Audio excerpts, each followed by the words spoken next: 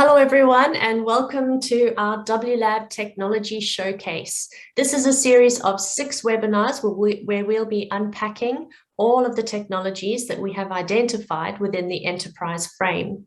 This is the 4th technology webinar that we're hosting, and I'd like you to stay tuned for an exciting time on WLab. So WLab is a network of water experts, authorities and innovators leveraging technology and innovation to secure the future of the water industry. I'd now like to hand over to my colleague, Janith Rupasinghe, who will be doing our acknowledgement of country. Thanks, Alex. And I invite everyone else here to join me in my acknowledgement of country by using the chat box function where you can type in your own respective peoples. I pay my respects to the Wurundjeri people of the Kulin Nation, and I acknowledge them as the traditional owners on the land that I live on. I also pay my respect to their elders and teachers, past, present, and future, and I extend that respect to Indigenous people here with us today. Our lives continue to be enriched by their generosity and wisdom. Thanks, Alex. Thank you, Janith. I'd like to introduce you to your WLab team. WLab is a WASA-led technology and innovation program, and you will see your team up in front of you. So we have got some of our WASA colleagues who help us with the delivery of WLab, and also some ThinkPlace and ISLE. So ISLE and ThinkPlace have a partnership to deliver WLab. My name is Dr. Alex Sech. I'm CTO at ISLE Utilities, and you've already heard from my colleague, Janith Rupasinghe. Later on today, you'll hear from Yang Villa, who will be running our Q&A. What's on today? We have a very, very jam-packed agenda for today, and we'll be running a welcome and overview of how we selected the technologies that you're seeing on the 6 series webinars. You'll hear from Modla, and as a real surprise today, you'll have a user review from a water utility that has put Modla through their paces. We'll have a Q&A session before we run off with our closing remarks. Here you can see a shot of our technology roadmap. So over a 6 to 8 month period last year, WLab members, which consist of over 37 water authorities across Australia and New Zealand, worked together to co-create a technology roadmap. You can see here we have got 4 innovation frames. That is the circular economy, enterprise, customer, and nature. And the way that we run through each of these frames is through a circular cycle of ideate, incubate, accelerate, and communicate. Now, in the incubate stage, we put out a call to market across our global network, looking for technologies, and then assess those and filter those based on the criteria in the technology roadmap. And now we're here to communicate those with you. For this enterprise frame, we have been exploring the opportunity area. How might we make better decisions for our core business and future growth by creating insights from internal and external data that can be easily shared internally and with other industries? WLab at its heart is about including all members. So to this end, we have got 3 different innovation focus areas. So core innovation focus areas are those technologies that are highly practical, cost-effective, and can be implemented without too much of a challenge.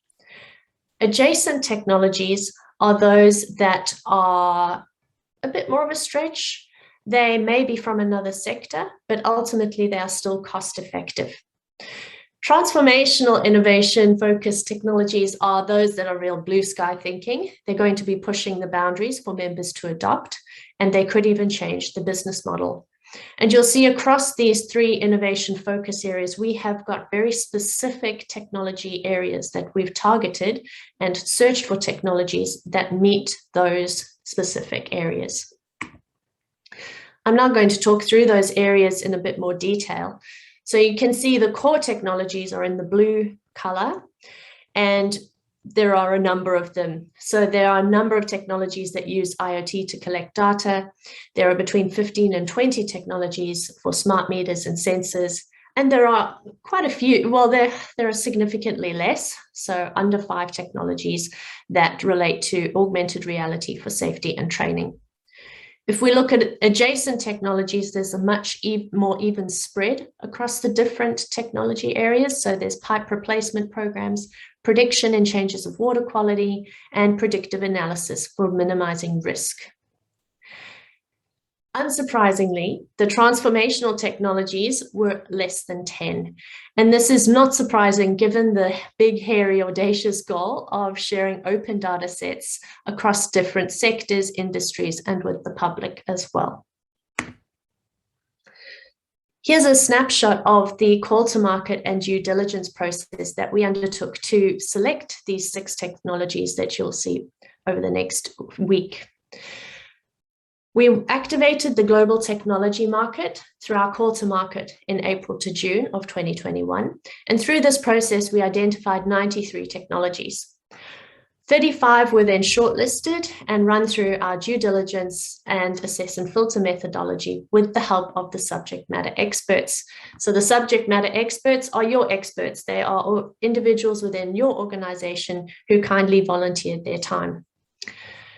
We then arrived at our 6 technologies by convening our enterprise panel. Again, the enterprise panel is formed of experts within the WLab membership who volunteer their time to tell us how these technologies could work or not work, and how they would work within an Australian and a New Zealand context. So to this end, today you're going to see a technology called Modla. This is a local technology. So fortunately, our presenter today will not be getting up in the middle of the night, as has been the case in previous technology presentations. We have given this technology a technology readiness level ranking of 8, which means that it's had its first initial commercial installations, but is still not widely commercialized.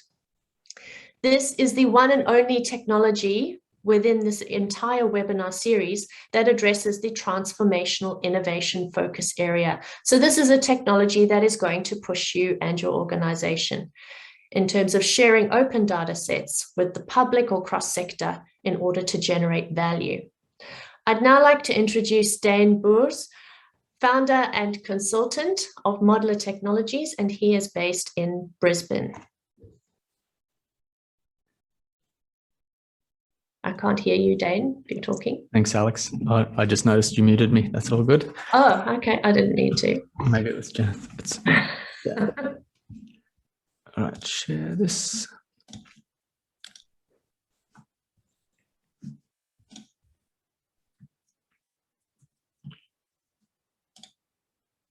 All right, can you see this okay? Yes, I can see it and I can hear you, so you're good to go. Thanks very much. Well, as Alex said, my name's Dane. I'm the founder and lead engineer at Modla, and we're an online platform for collaborative asset model building and performing asset analytics. I want to start by just having a look at this triangle here. You may have seen it before. It's kind of a balance of projects that can deliver cost, speed improvements and quality improvements. And some people say that you can only choose 2 out of the 3. So if you pick it's cheap and it's fast, you'll compromise on quality. But because our approach is disruptive, we believe we can deliver on all 3 elements. We can decrease the cost and increase the speed of analytics through automation and use of new technologies and methodologies. And we improve the quality of the analytics by facilitating the sharing of data and knowledge within industry and across industries through an open platform. Our framework has continuous improvement at its core, and the models that we develop can be used for a whole bunch of things, but primarily they're used to perform analytics, generate insights, and make better business decisions. So we've been through a few projects before we've arrived here today. At the back end of last year, we did a project with Goulburn Valley Water, and you'll hear from Samar later. And for them, we built a model for their sewage pump stations. And then we used this model to optimize their maintenance strategy. a company up here in Brisbane, Unity Water, they saw what we did with Goulburn Valley Water and they were excited. They picked up the sewage pump station model that Goulburn Valley Water and us built, and they added to it. So they included additional trains and backup generators and odor control and a whole bunch of different extra things that that they have that Goulburn Valley Water may not have. And then they used the subsequent model to develop their maintenance strategy and job plans. They also contributed a couple of extra models as well. So they helped us build one for pressure reducing valves and then for water treatment inlet screens, which covers step screens and band screens, spiral screens and drum screens. Most recently, we also had a project with Gippsland Water, justifying their high pressure cleaning programs for their sewer mains. And all of these models that we've built are shared and available now on our platform. Some future projects include, we're kicking off an analytical solver build under the IWN banner, the Victorian Water Utilities Intelligent Water Networks banner, in August. So you can check out the IWN website for details on that if you want to get involved. So about us, we were founded in 2019, so we're pretty young. We're only a couple of years old. We're based in Brisbane, and we do everything from data through to decision making, including the analytical portion in the middle. We see ourselves as a collaborative repository for asset knowledge and subject matter expert decision-making logic. And what we bring to the table is a unique methodology we call it RCMD, which is an extension to reliability-centered maintenance. We also bring our platform, which is the open platform that we're talking about today, and the URL's up on your screen. So how did we get into this? I'm going to give you a little bit of a background. We come from reliability engineering in mining and oil and gas, and we come from the technical teams, so the maintenance and operations and engineering teams. And so we have a very bottom-up, data-driven approach to things, and that's why you see there's a reliability-centered maintenance foundation there. And we typically put asset and data information first. We used to perform lots of different types of analytics. It was very manual, labor-intensive, time-consuming, and we do lots of rework. It's the same stuff over and over again. And we're also limited by the quality of the outputs because it really depended on who was involved in the project, and the kind of minds that you had involved in it kind of limited the quality of output. And overall, it was just really inefficient.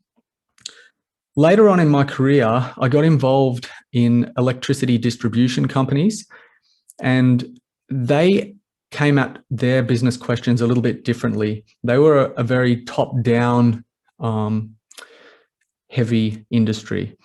So what I mean by this is they always, instead of putting data and assets first, they looked at budgets and targets first. And so they used, the utilities that we dealt with used an approach called the CNAIM. You may have heard of it. It stands for the Common Network Asset Indices Methodology. And it's come out of the UK. And it's really this top-down budgets and targets first approach. It was missing the technically defensible foundation that RCM had, but it really brought scalability to the forefront. So you could perform analytics using the CNAIM over, thousands or tens of thousands or millions of assets at a time. And so what we do is we've developed the kind of merging of those two approaches. It's got an RCMD or an RCM foundation, but it's got the scalability elements of the CNAIM. And so we bridge the gap between the top-down and bottom-up approaches to analytics. Our domain covers three elements. The first one is model build.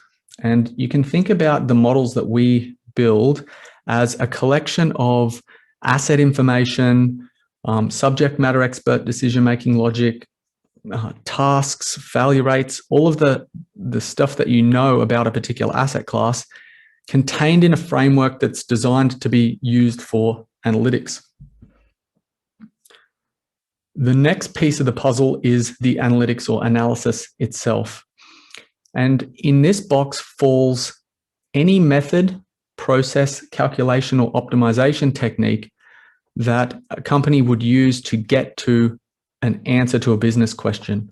And what I mean by this is, like, if you wanted to determine what your budgets should be for next year, or what's the best way to maintain an asset, or how many spares should I hold?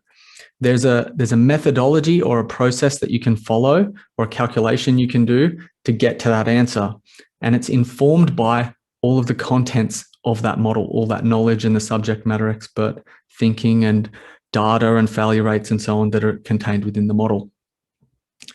And then the output of that analysis is then transformed to be consumed by the business. So whether it's turning that answer or answers into things like work instructions or budgets or loaders for your CMMS or asset, like your enterprise asset management system or whatever it is, that output module is to tailor that answer or transform that answer into a format that the business can consume easily. And so how does it work? Okay, so up on the screen here, we've got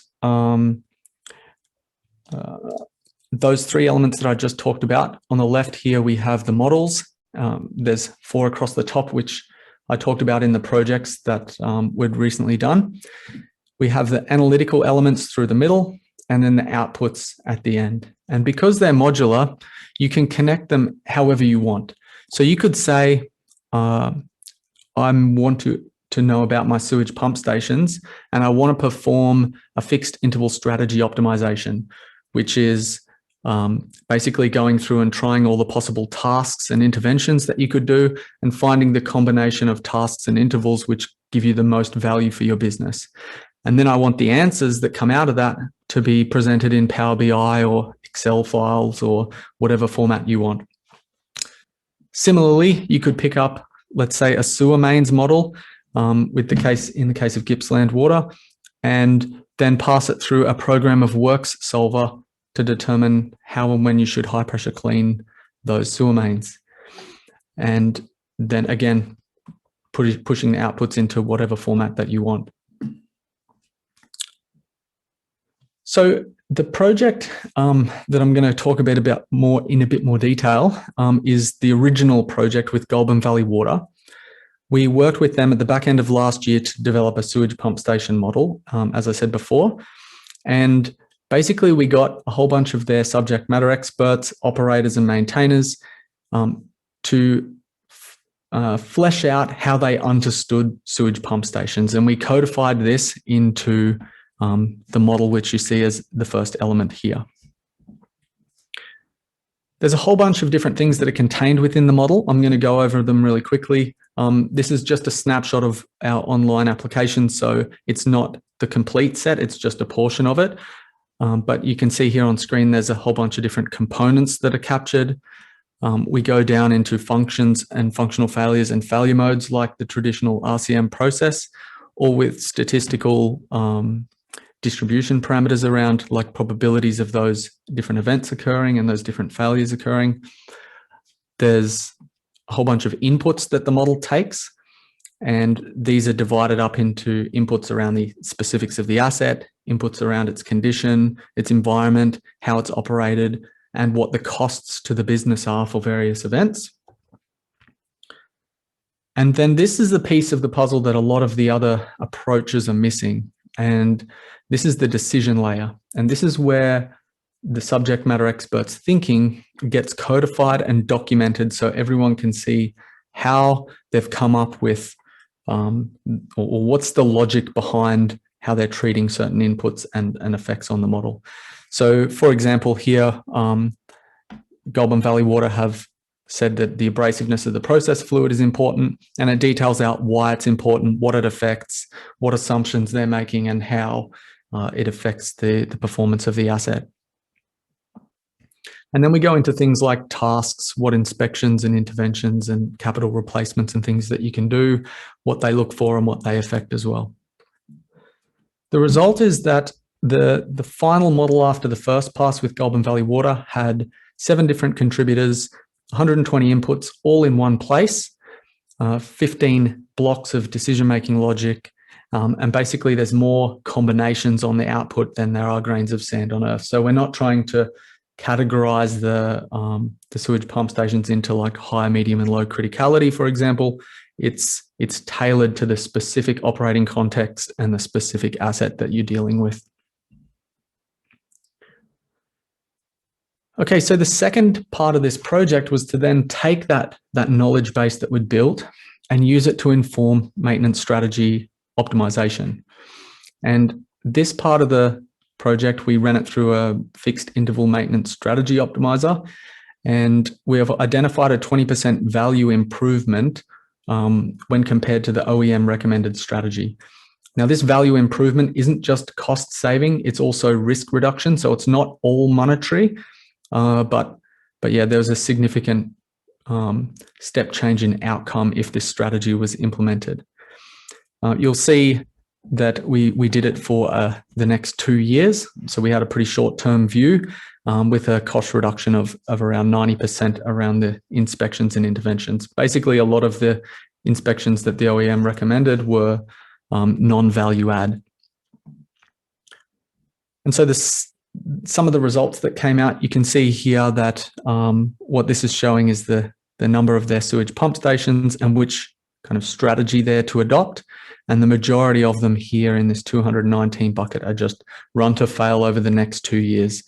All the tasks that are recommended are clearly linked back to some driving factor like old age or high hydrogen sulfide in the area, or increased abrasiveness, or a combination of a whole bunch of different things. So. All right, so what's in it for you? So that triangle that I showed you earlier, we had quality, cost, and speed. I'm going to talk about scalability as a proxy for speed and affordability as a proxy for cost. But the three things that drive quality that we can kind of add is the ability to capture knowledge and stop people that are about to retire and leave the business taking their knowledge with them. So you can codify it into a framework that you can reuse, and not only reuse, but continually improve upon. So because it's like a software version, you can update your thinking as new technologies come out, and you can make changes to your decision-making logic and continually build on that. And then you can open it up to other industries or other companies within the same industry or cross industries for collaboration, trying to poke holes in everyone else's logic, and learning from each other and building on that. So because it's all in the one place, in one model, it's really, really easy to manage. It's simple and scalable. So this approach works for one asset or 100,000 assets. And because it's modular, you can connect any asset, any analysis to any type of output.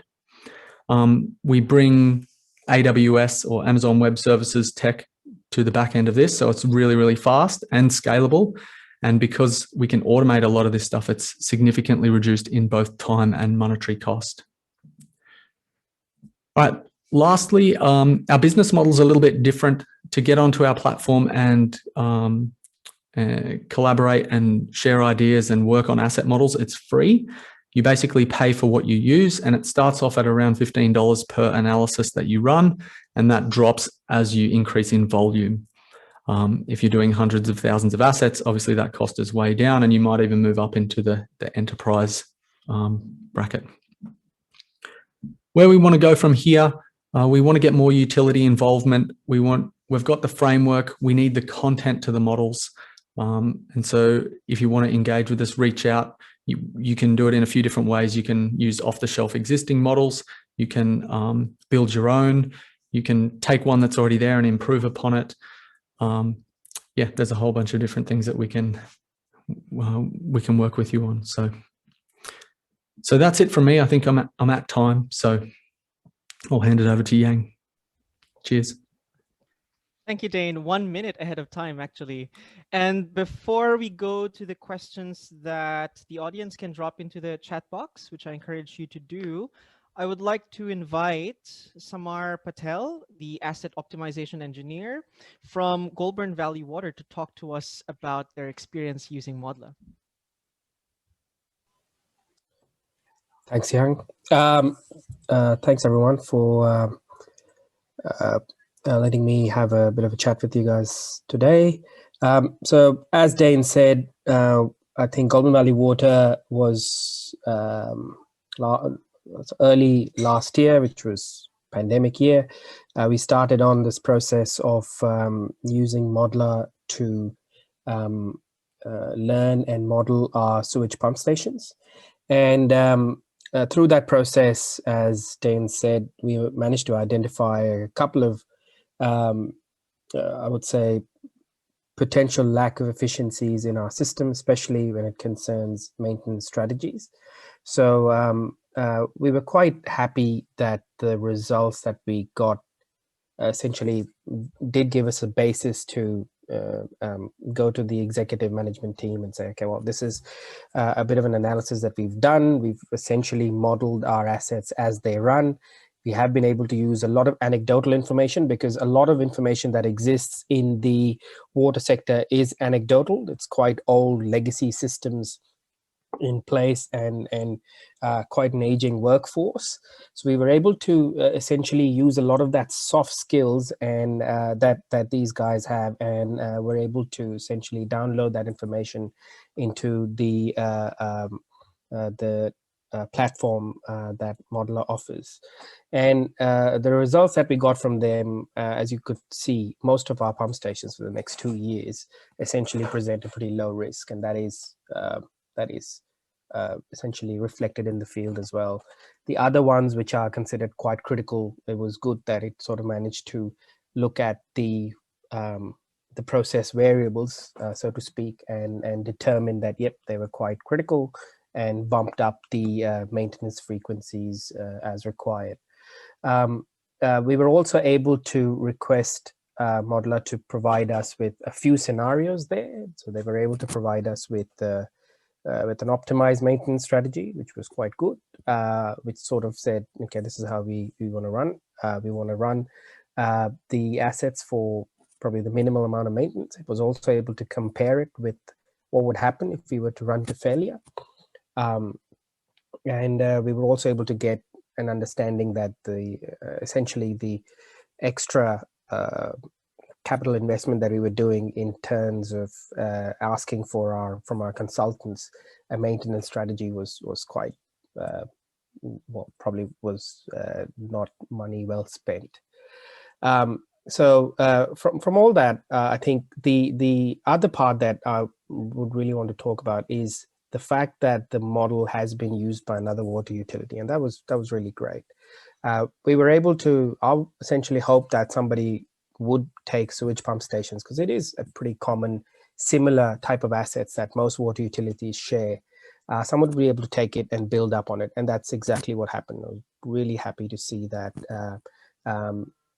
we were able to essentially build up on top of our model and say that, okay, well, this is the stuff that we've done. And yeah, I look forward to actually taking that souped up model and running that analysis again in a few years. That's all for me. Thanks. Wonderful. Thank you, Samar. I encourage our participants to drop your questions in the chat box, or raise your hand if you'd like to give your comments or questions on air. And we've got a question here from Quentin. On top of optimization of pumping stations, what applications do you see for your solution in the water industry? So good question. Maintenance strategy optimization is just one use case of the modeling that we're doing.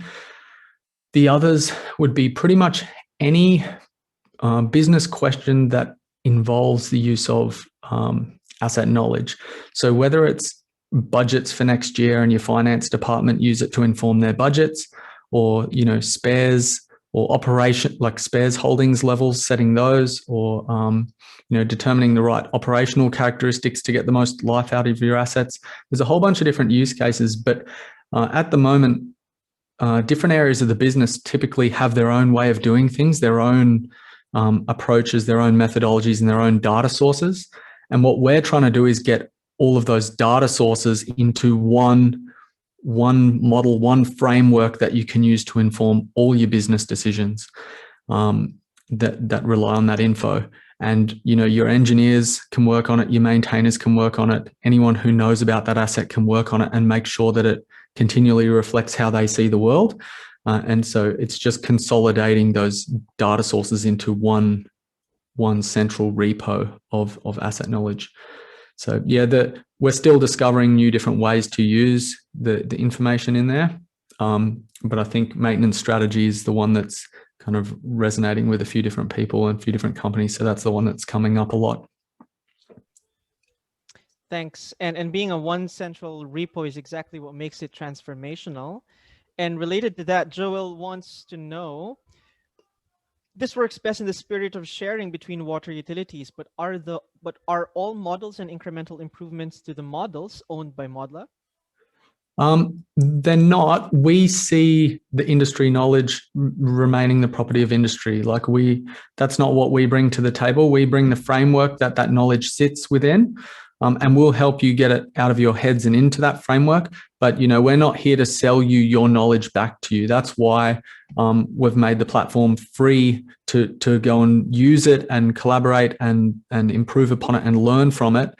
It's just the analytical component where we get charged by AWS to crunch numbers and we mark that cost up and pass that on. So we want to help you get that knowledge out of your heads and into a framework, but we don't see that we own that knowledge. So yeah. Thanks, Dane. Any follow-up questions? You're free to type them in, Joel, or raise your hand for any further comments. Quentin was just thanking you for your answer. Very exciting. I've got a couple of questions myself, and the first is about how you deal with missing information in your model building. Have you ever encountered that problem in your trials, and how do you deal with that? Yeah, great question. And it's more common than you might think. We come at it from a subject matter expert thinking first approach, and then data second. So what I mean by that is, and as you could see there with the abrasiveness of process fluid example that I pulled up on that decision section, we ask the subject matter experts what's important and why. And they'll tell us things like abrasiveness of process fluid, because it's understandable. It relates to the wear on the impellers and seals and so on. And that you can draw that like causal chain through the model. But then when it comes time to like feeding that model data or asset information, pretty much no water utility that I know has information or data on how abrasive their process is. And this is because it's a lot harder to get that info. But what we've done is because we put SME decision logic first, we make an assumption and we document it out and we say, this is how we're going to handle high and low abrasive environments. And we've had one company use like proximity to coast as a proxy because there's high sand content in the sewage pump stations near the coast. But as their business matures and their data collection processes mature and that data becomes available, you can then just plug it in. But what we're not doing is we're not omitting that logic because we don't have the data. We still move forward with a working assumption in the place of that missing data until data becomes available or your thinking changes, for example. Hope that answers your question. Yes, it does. And obviously, the more data input there are to the repository, the better the outcomes. Janet asks, how labor intensive is building the models, and to what extent does Modla provide support? So we support as much as you want. Typically, the first pass through is like we walk through it with you because the framework is new and you may not understand it. But the end goal is that industry can build them themselves once they understand how all the pieces of the puzzle fit together. If you compared it to the traditional approaches of RCM, it's in the same ballpark, maybe even slightly more labor intensive than the traditional approaches. But the upside is that you can reuse it for all of your assets. And so the second and third time you do it, you don't have to redo it again the same way, you can just make incremental changes to the already existing model. So in the short term, it's actually not going to save you much time. But once the model's built and you've codified your knowledge, then managing it, maintaining it, and making improvements on it is 100-fold increase faster. And especially if you're a water utility that just picks up some work that a different water utility has done in a model and used it on your business, you don't have any of that upfront workshopping, getting everything out of your heads and into a framework, because it's all there as per how the other water utility has done it. So, yeah. And obviously, for any other support that they require, they can reach out for, say, massive changes to the model. Yeah, for sure. And if it's like changes in thinking, and they want to update it, because we value continuously improvement so highly, we typically do some changes to the models for free. So we'll go in there and make whatever changes they want. If they want to build a whole new one from scratch, though, usually if they don't want to do it themselves, we'll be involved in that. But yeah, it's incremental small changes to the model we'll do. They only take a couple of minutes for us to do so. Yeah. That sounds awesome. I might just go back to your point on this slide, actually, on how utilities can be involved and our WLab members can be involved. So what would be an ideal pilot for you to demonstrate the best value of Modla? Do you want the utilities to come to you with an end problem in mind, and then you work backwards with what you need from them? Or do they come with you with what data they have, and then you figure out how to build a model from that? So as I said before, it's a SME first approach. So the data isn't super important. You can build a model without data. You can build it purely on assumptions and then improve it later when data comes into the picture. But ideally, the pieces of the puzzle that we need for a project, there's two of them. One is, what asset class or what model are we talking about? And do we need to build a new one or refine an existing one? And then the second part is, what question do you want an answer for?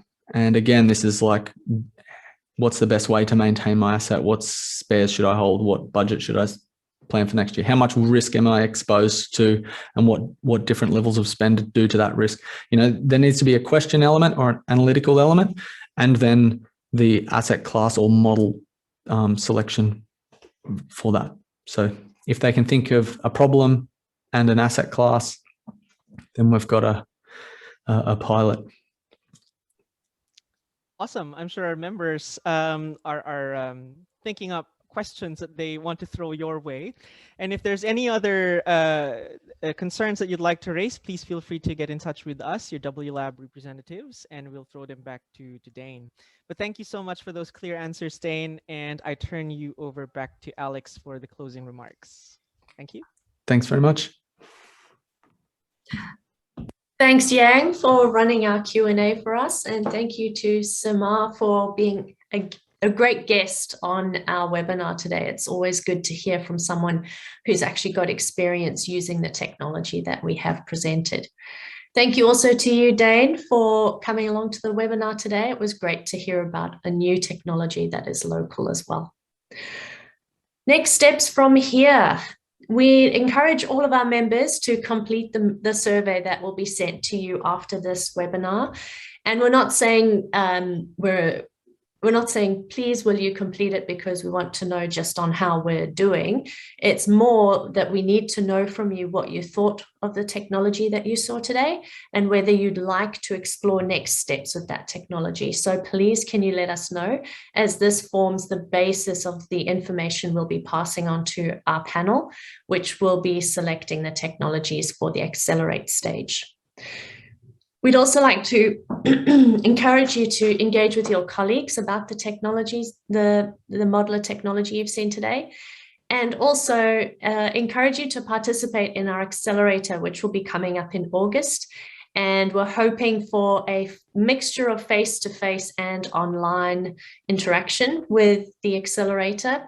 And we'll be unpacking the high-level business case and what a trial might look like.